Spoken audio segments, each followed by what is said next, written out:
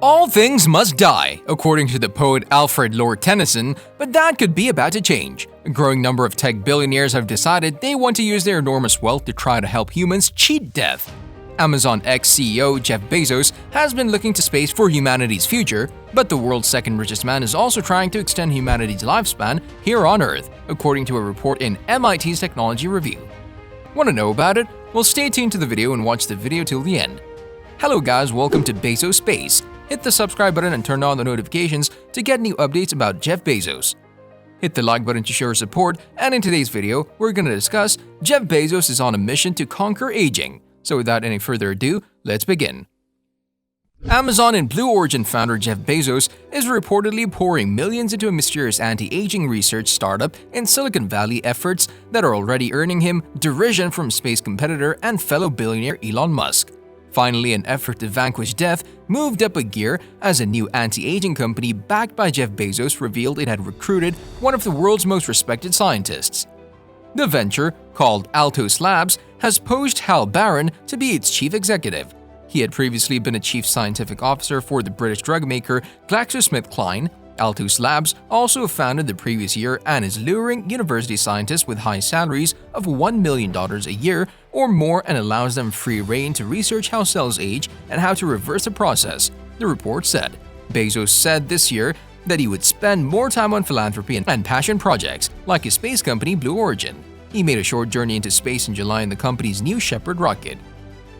But Bezos isn't the only plutocrat to reportedly invest in the company. Russian-Israeli billionaire Yuri Milner has reportedly invested too. Milner made a fortune on Facebook and Mail.ru and previously started the glitzy Black Tie Breakthrough Prizes, $3 million awards given each year to outstanding physicists, biologists, and mathematicians.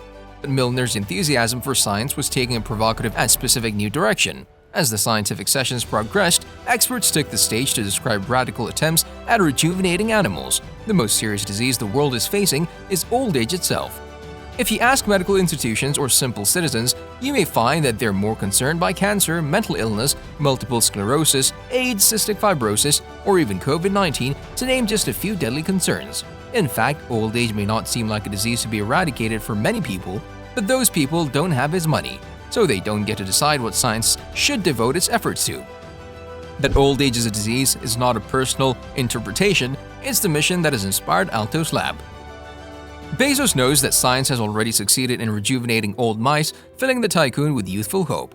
Stopping disease and prolonging life seems to be a key interest for Bezos. In his 2020 letter to Amazon shareholders, Amazon founder quotes extensively from British evolutionary biologist Richard Dawkins, writing to his investors, "Staving off death is a thing that you have to work at. If living things didn't work actively to prevent it, they would eventually merge into their surroundings and cease to exist as autonomous beings.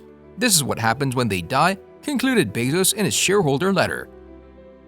Never, never, never let the universe smooth you into your surroundings. The multi-billionaire holds stakes in several other startups conducting cellular research, according to Bezos expeditions, including Nautilus Biotechnology, Sana Biotechnology, Denali Therapeutics, and Juno Therapeutics, now part of Bristol Myers Squibb. Technologies that initially are only affordable to the rich typically become more widely available with time. Stefan Schubert, a researcher at the London School of Economics and Political Science who specializes in effective altruism, said, "Indeed, this is true of everything from air travel to smartphones and medicine." Tech investor John Tallien, the co-founder of Skype, said the Silicon Valley's quest to live forever will eventually benefit humanity as a whole. "I think involuntary death is clearly morally bad, which makes the quest for longevity a morally noble thing to engage in," Tallien said. "Early adopters always tend to pay more and take larger risks than the mass market, so if therapies start off on the expensive, risky side, that's to be expected." Tallien added that he thinks it's counterproductive to require that a service be available to everyone before anyone is allowed to use it, but he said he understands the instinct. Altos is certain to draw comparisons to Coleco Labs, a longevity company announced in 2013 by Google co-founder Larry Page. Coleco also hired elite scientific figures and gave them generous budgets, although it's been questioned whether the Google spin-out has made much progress. Coleco has also started a lab whose focus is reprogramming. It published its first preprint on the topic this year. Among the scientists set to be joining Altos are Juan Carlos Ispizua Belmont, a Spanish biologist at the Salk Institute in La Jolla, California, who has won notoriety for research mixing human and monkey embryos and who has predicted that human lifespans could be increased by 50 years. The aim of the company is to pursue a technology that can biologically reprogram cells so they are rejuvenated to prolong human lives. Little is known about the company. The report said the startup was set in the US and UK following a biotechnology-oriented conference that was held in the Los Altos Hills. The company also reportedly plans to set up in multiple locations including San Diego, Japan, and Cambridge in the UK.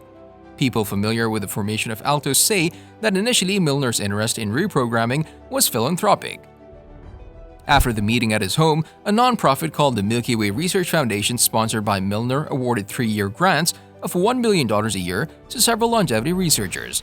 The proposals were considered by an advisory board including Yamanaka and Jennifer Doudna, who shared a breakthrough prize in 2015 and later a Nobel in 2020 for her co-discovery of CRISPR genome editing.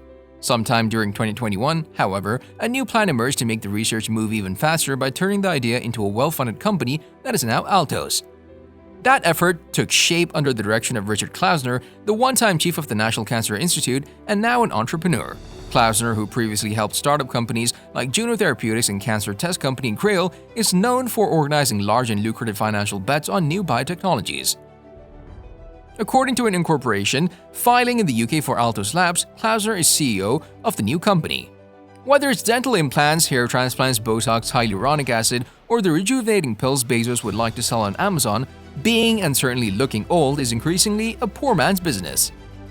What differentiates Bezos' dream from surgery is that rather than disguising aging, he wants to destroy it completely. If you must die, you shall, but you would have to be really poor to die of the shameful disease of old age.